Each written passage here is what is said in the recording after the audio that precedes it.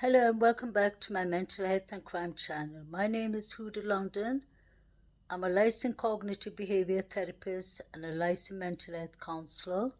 This is the part two of the previous topic that I was talking about. That would be cognitive behavior therapy and how it works.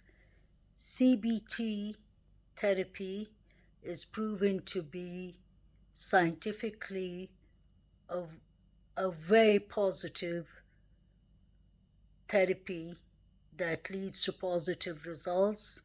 We work with people in different mental illnesses. It is very effective for people who are suffering of anxiety, depression, bipolar, borderline personality, antisocial personality disorders, historical personality disorder, and many other disorders, schizophrenia, bipolar, many of the mental illnesses. I do work I do work with couples counseling, trauma therapy, addiction and rehab therapies, many different kind of therapies. Part one, I played a little clip. I played a small clip of the missing 12-year-old boy Austin, who was missing from, I believe it was a small place in Idaho or Ohio, one of them. I'm really sorry about that. Sandusky, a small place called Sandusky. I did put in the clip last week. This case, I would like to start by thanking Arctic Fox, Level Headed, and a couple of other people who have been on this case on Arctic Fox's channel. If you haven't subscribed to Arctic Fox and Level Headed, I would definitely advise people, if you're interested in missing cases. Arctic Fox is a very decent professional person and level headed. They try and take all the cases that, to put it this way, that nobody usually has interest in, or that usually people don't focus much on.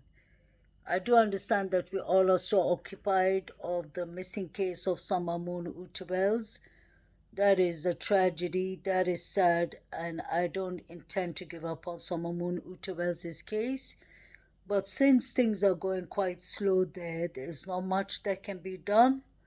I personally am really happy that Summer's three brothers are placed in foster families, and I believe they're doing well. That's what we heard, and I really believe they would be doing well any other place than with their biological parents. That is really sad to say, but that is the truth. So until we get further updates on the Summer Moon Utawels case, there's not much that can be done with. So that's why I like Arctic Fox, because he just doesn't get hooked up to one case. He tries and puts out flyers, and he tries and announces missing cases. He calls even law enforcement. So 10 days or 12 days ago, there was this case of Austin, a 12-year-old boy who suffers of ADHD. He went inside a vehicle of a couple, and I don't have all the details, but it was difficult for the parents, the mother and her 14-year-old daughter, to find Austin. They reported the people who abducted him many times to Sandusky law enforcement without without getting any positive help. Later on, they went to, basically, they got the address of where the couple lives who abducted their son. They went to that street and they were calling out for their son. The mother got detained by the police. It was really sad. Most of us have watched it last week. I had tears in my eyes when I saw that, the way the 14-year-old sister was crying. She said she didn't have a ride home. Her mother was detained just for calling out the, the son's name, basically, Austin. They were trying to find Austin. But many people have put pressure,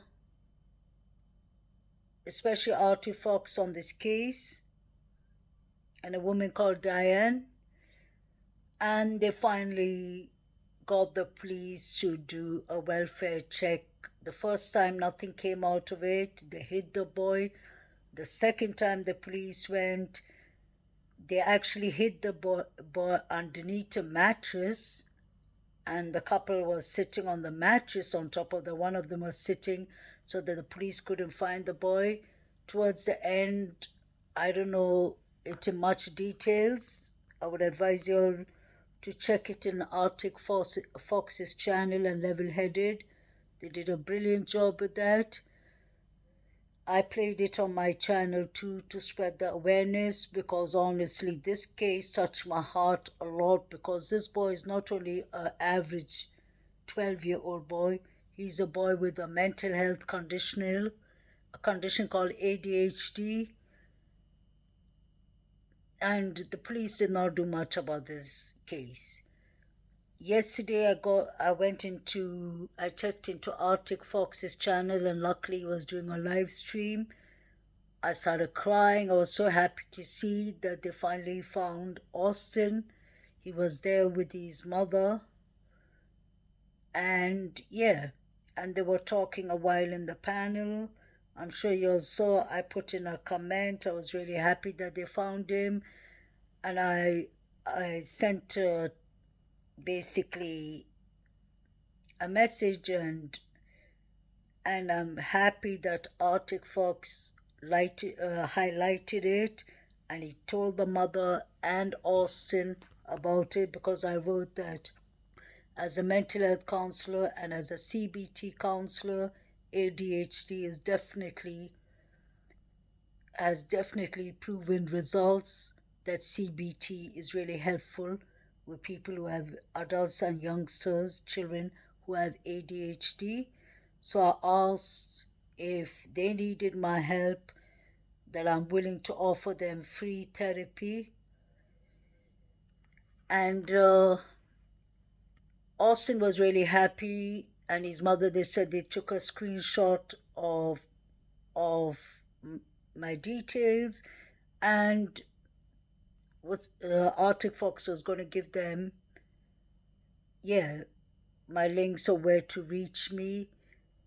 And I like the fact that Austin, because usually children run away from therapy, I was really happy to see that he was such a young, smart, handsome boy, bright boy. And he said that he's taken a screenshot and that he would really like my help, because they wouldn't be getting much resources. And as you all know, mental health counseling is very helpful, but it is kind of expensive, because nobody gets help with 1 or 2 sessions. It has to be a lot of sessions. But I wanted to offer my help and my skills if the parents needed it, so that they know that they can call me, because it's not always easy for a child to talk to their parents. At times, I believe his mother is an excellent person, and his sister, they never gave up on the child and the brother. I really adore them for that. That is a beautiful thing. Not many children have adults who care or who are occupied in their life. So I was really impressed with that, and I'm really happy for that, and I'm really willing to give them my services for free because, to be honest, I'm anyway on my summer break, and I'm usually at home. I do a lot of work from home too, and I do have family, friends, and all with therapy when it's needed. Or just even active listening can help. You don't have to be a counselor to do that, but then it helps. Being a therapist, we do learn the skills of how to help different diagnoses. ADHD is quite it it has proven to scientifically to have positive results with counseling, talking therapy, and especially cognitive behavior therapy. So I think that is really positive. I had tears in my eyes when he said that he would take my number and he would really love the help when he and his mother said that. Yeah, I don't know, it touched my heart, it broke my heart that he was missing for 12 days. I can imagine what he's been through because to start with, ADHD is is a disorder that is a it stands for attention deficit hyperactive disorder. Usually in therapy we use it to the DSM-5, that is the mental health scholar book. And what we do is you can't just diagnose someone with ADHD. There has to be many symptoms that have to be there. And even I believe even if the symptoms are there, mistakes could be still made. That's why it's important.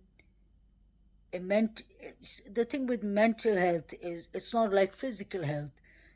If you have, just say, a fracture on your leg or on your hand, a doctor could see that quickly, and there's MRI scans and all these things, x rays and all, that can make it more effective to get the result of what the person is suffering of and treat it. Just like if you have a kidney failure, God forbid, there's ways of finding it out much easier. But with mental health illness, let's not forget mental health illnesses has been a stigma for a very long time, especially in many cultures.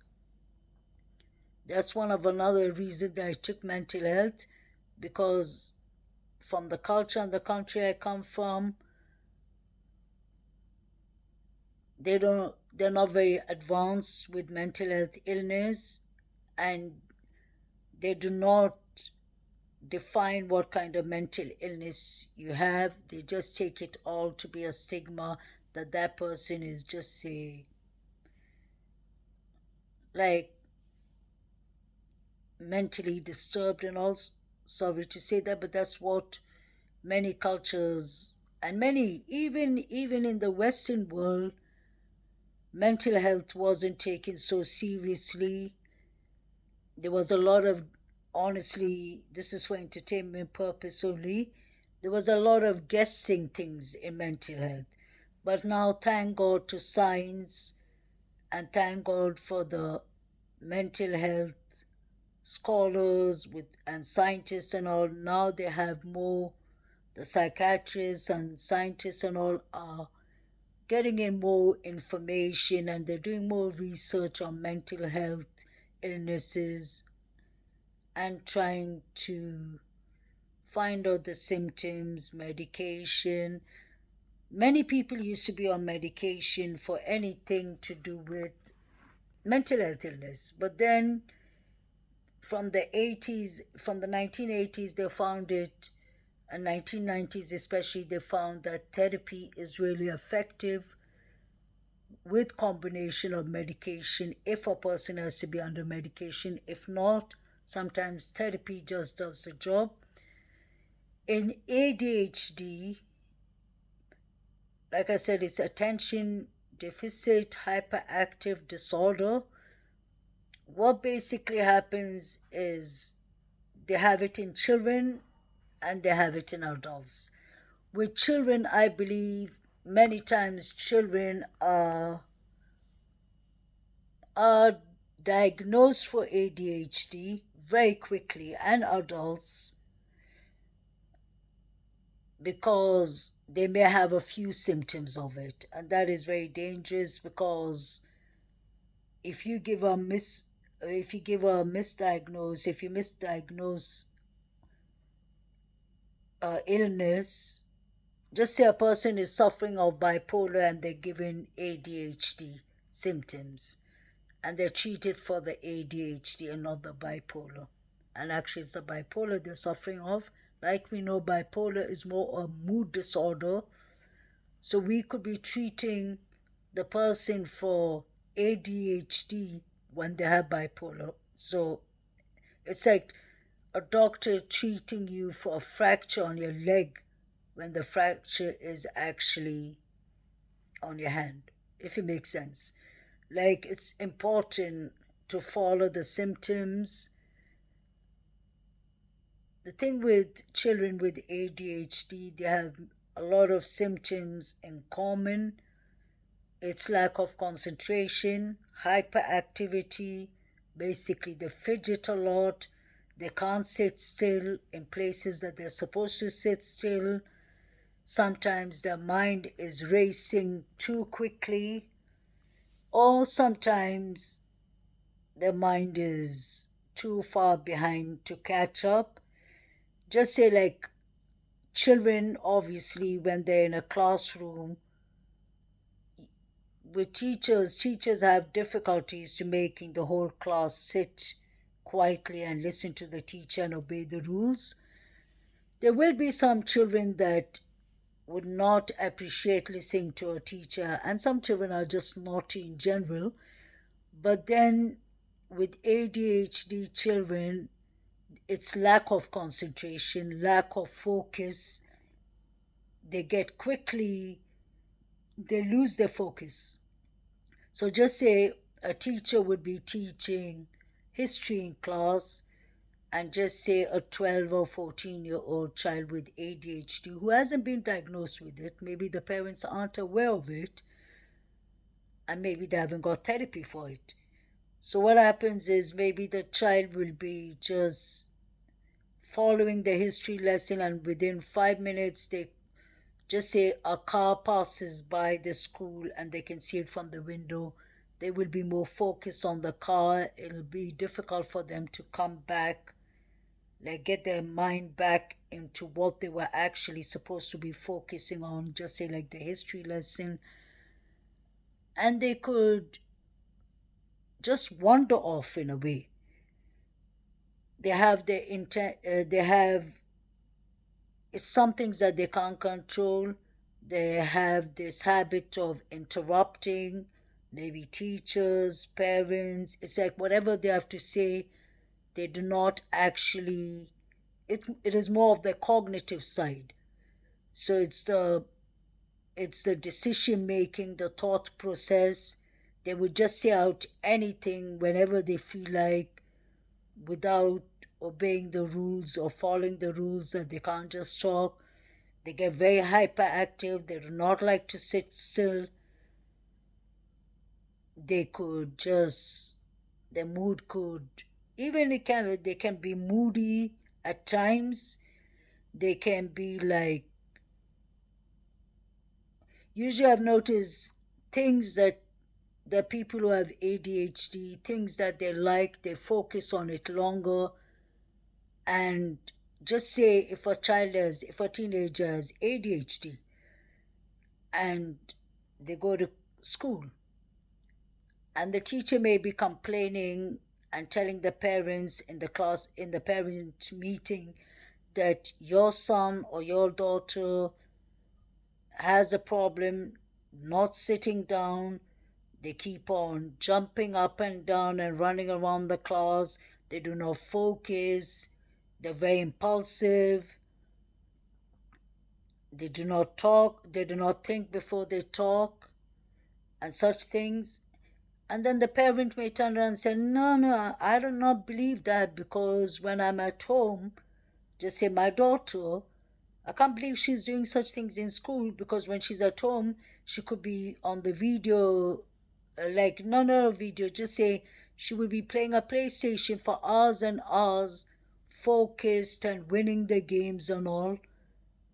So I don't understand how that could happen. But then what people don't understand is that usually children who have ADHD, it's not that they like to focus on things they like. Everyone likes to focus easier on things they like. We will focus much better, obviously. But with them, it's like they can't control it. So if there's something that they like, it makes it kind of easier for them to focus on that. And it's not like they can control their mind. Some things they may even like it, but they can't concentrate. It's something to do with the brain development. They cannot concentrate on one thing for a long time. They're very hyperactive. A very good example is what Hunter, in Summer Moon Wells' case, said, the 15-year-old boy. He has impulsive ADHD. He said that he cannot wait in line. That is typical of people who have ADHD, especially children. It's just like they can't adapt that in their mind. You could tell them 10 times, like, oh, you have to obey the rules and do not just speak when you want to speak and you're in class, raise your hand up, and then the teacher will tell you to talk. They do understand that, but then they forget it quickly. You'll see them just answering everything, or they do not usually think much before they say. So sometimes it can come out as very, the words could be sometimes hurtful to other people. But the sad thing is, it's something with decision making. It's not something that they have decided just to be stubborn, just say in class or at home. It has something to do with the brain itself. It's a known fact that CBT counseling is really good for uh, ADHD adults and children, because in cognitive behavior therapy, we work a lot with not only staying away from negative thoughts and with emotions, but we try to make kind of a schedule. So, like, people with ADHD have a hard time keeping up timing. Either they're too slow with it or they're too fast. They're way ahead on it. So, we try to make them understand how important it is for them to have a proper schedule, a proper routine, a proper diet, proper sleep patterns, because the mind is racing everywhere. So we try to make them understand, like, that they should be focused on everything, not only things that they like, and why it is so important for them to focus on things that they may not like, but that is important. It is it is believed and it has been proven that many children that have ADHD at a young age, if they if they have the right curriculum, if they have the right schedules, if they have the right diet plan, if they have talking therapy, if they use their medications, if they're supposed to be on medications, and if that routine is dealt with by the parents or the caretaker and the schools, they usually, it decreases when they become adults, because basically they are more like in a routine, and if they keep to their schedule and if they have their talking therapy sessions, it does really help. It does. And I've noticed one thing personally with children who have ADHD, they're very hyperactive. They always like to be in the move. mood, in the move basically, sorry. They like to be in the move. So, what is good is actually give them maybe sports or something that they like actually, so that they can focus on. Just say if they like to draw and if they like painting, as long as it's not affecting their schoolwork, let them use that as a hobby, because it kind of even relieves them from the anxiety and stress. That is definitely proven. So, in this case of Austin, who has ADHD, if he and his parents contact me, they're more than welcome. And if they contact me, I'll let them know that this is confidential. Whatever we speak about remains between us. I would try and help them with my skills, maybe with a schedule, and just let him talk. Talking therapy is very important, because then you can actually know what is on the person's mind. You can find out what is bothering them and how they can adapt to their daily life patterns. Because if they are occupied with something they like, if they have a decent sleep pattern, diet, proper diet, and everything in place, and if they have that communication with the caretaker or the parent, it becomes much more easier for the person who's looking after the person with the ADHD, and it becomes easier for the person who has ADHD. So I believe personal routine, having a healthy schedule, talking therapy is really effective. Putting them in sports or something so that they can take off that energy, that hyperactive energy they have in them. And yeah, because people need to understand that ADHD can be genetic. Now it's proved in science that that's what people don't understand. Usually, people with ADHD, it could be a family member, could be one of the parents who have it, or their auntie, or their grandparents. It is kind of like bipolar too. Mental illness, some are quite genetic, and some can come from, let's be honest, some can come from drug addiction, alcohol addiction. Such things can play a severe part in mental illness. That is why I was so upset and hurt about the situation Allison's son Hunter has been in, because having impulsive ADHD, his cognitive, his thoughts are running all over the place, he's hyperactive. I believe he was under therapy, and then being with someone like Candice is absolute a no-no, because she herself looks like she has some kind of mental illness, whether it's bipolar. I won't speculate, but you can see a lot with Candice. Even her development is not completely like an adult. I personally believe, like many YouTube creators, have uh, been putting up things about Candice, that she likes to hang around with 15, 16-year-old boys. I don't know what that reason could be, but it could be basically that her cognitive behavior issues are more like, she thinks more like a child than an adult.